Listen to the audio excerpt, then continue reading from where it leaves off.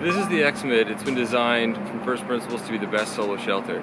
I've combined some first principles thinking and a ton of experience with tents like this to come up with what I think is the best design for a solo shelter.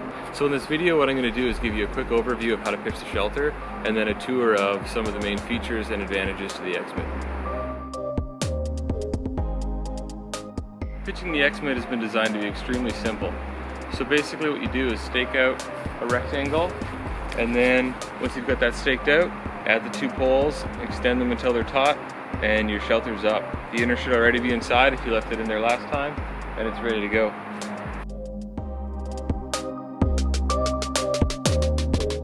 So the first step to the process is to pull out the tent, throw it out, and find one of the short sides of the rectangle. When you find that, just stake out those two stakes. Then pull a third corner out at 90 degrees. So this is the only thing you have to estimate in the entire pitch.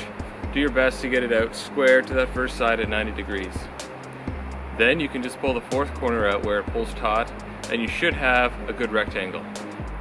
Then take a second and just make sure that it looks good. Once you have that, you can go ahead and insert the first pole. You can insert it either through the vent or through the door, and there's a grommet at the peak that you can insert the tip into. Insert that pole and get it nice and taut. You can give it a good extension. Once you've done that, there should be a line of tension going to each of the four corners. So this is great because it's a setup that even if it was really windy, it wouldn't be a problem to pitch this tent. So you should see at this point that you've got similar tension on this one and this one, and if you get that, that means your rectangle is pretty good. I like to add one more little stake at the main door that I'm going to be using to hold that small side of the door in place. Add that last pole and you're basically ready. If you wish, you can deploy the peak guylines.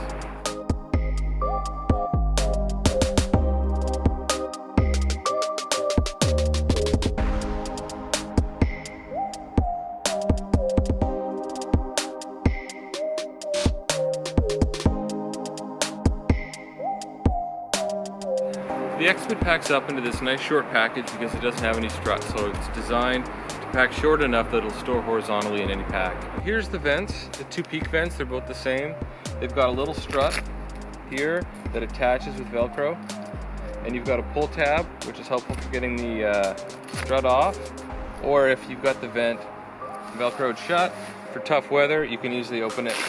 You can also do this just as easily from inside the tent.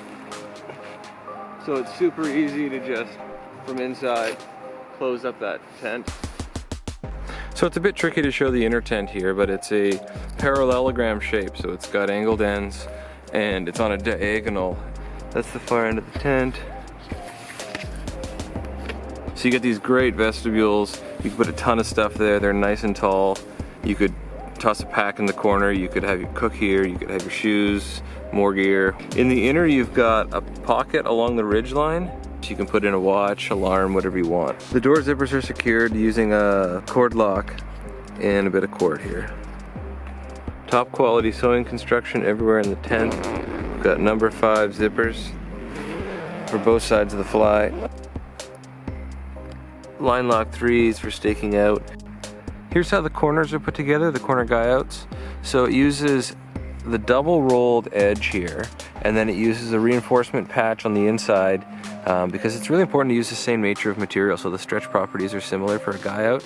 And then it uses this super beefy webbing that wraps over and is on both sides of the inner, and then there's gross grain on top of that for the line lock 3 here at the corner. Here's the peak guy outs. The gross grain here for the line lock 3 is actually rolled right into the seam, and that's all extremely well sewn, so it's extremely tough. And then you've got it all sewn right through the 210 denier nylon that's a reinforcing cone inside the peak. So all the seams are seam taped on the inside, so the shelter comes completely waterproof. You don't have to do any seam sealing. Here's the inside of the reinforced peaks of the tent. So you've got 210 denier nylon, super tough, and then you've got a grommet here sewn in through 2 layers of webbing. So it's super beefy, rounded edges, it's not going to cut through, and it's all reinforced with this 210 denier nylon. And then below that you've got a buckle here, and that connects to the inner with this gross grain, so you can adjust that to make sure your inner's at the ideal tension.